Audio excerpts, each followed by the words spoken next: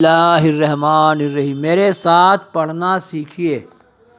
سرکار سے کہا کہ اگر مجھ کو حکم دیویں تو میں دونوں پہاڑوں کو جو ارد گرد مکہ کے ہیں ملا دوں اور تمام زمین مکہ کی اٹھا لے جاؤں کہ نام و نشان اس کا نہ رہے، سب کو مسل دوں، سو اس کے اوپر جو حکم ہو بجا لاؤں۔ تب میں نے کہا کہ اللہ تعالیٰ نے مجھے رحمت واسطے عالمیان کے بھیجا ہے، نہ واسطے ہلاک کرنے قوم کے۔ چنانچہ حق تعالیٰ نے فرمایا کہ وَمَا أَرْسَلْنَاكَ إِلَّا رَحْمَةً لِلْعَالَمِينَ، نہیں بھیجا ہم نے تم کو اے محمد مگر رحمت واسطے عالمیان کے۔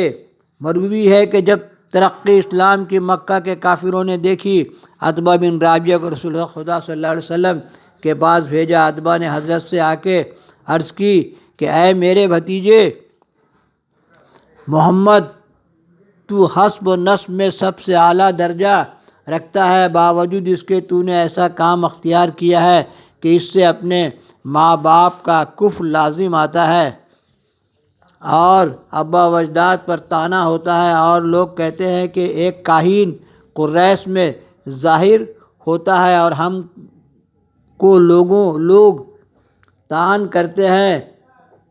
اگر بسبب شہود کے آپ یہ باتیں کہتے ہیں تو جس عورت کی آپ کو قریش میں سے خواہش ہو اس کے ساتھ نکاح کر دوں، اور اگر آپ کو مال لینا غرض ہے تو اتنا مال دوں آپ کو کہ آپ توانگر ہو جائیں، اور اگر آپ کو حاجت مال کی نہ ہو، اور اگر حاکمی چاہتے ہیں تو ملک دوں، اور اگر خلل دماغ ہو تو طبیب حاذق مقرر کر دوں۔ تو آبا صلی اللہ علیہ وسلم نے فرمایا بسم اللہ الرحمن الرحیم، حامیم تنزیل الرحمن الرحیم۔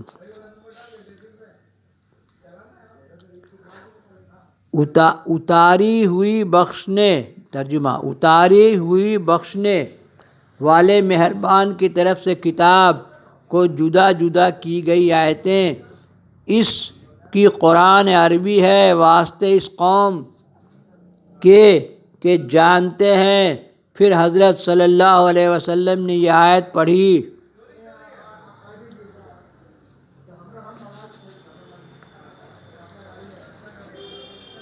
پس اگر وہ منہ پھیریں پس کہہ تو میں نے خبر سنا دی تم کو عذاب آسمان سے مانند عذاب عاد کے اور سمود کے۔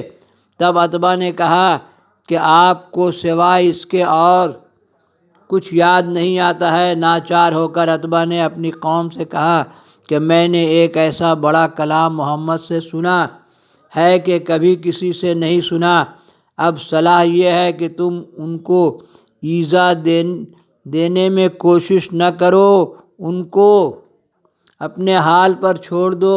اگر ان سے لڑنا چاہتے ہو تو بے فائدہ ہے، کیونکہ اگر تم ان پر غالب ہو گئے تو کوئی چیز تمہارے ہاتھ نہ آئے گی، اور اگر وہ تم پر غالب ہوا تو جو ملک تمہارا ہے سو اس کا ہوگا۔ پس عتبہ سے یہ سن کر مشرکوں نے کہا شاید تجھ کو اس نے جادو کیا ہے کہ تو نے اس کی طرف داری کرتا ہے۔ عتبہ نے کہا جو میری عقل میں آیا سو میں نے تم کو سنا دیا، آگے تم مختار ہو۔ عبداللہ بن مسعود رضی اللہ عنہ نے کہا کہ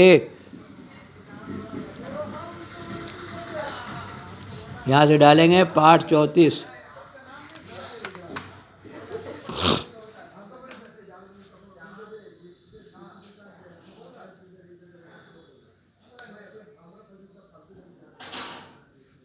پارٹ 34۔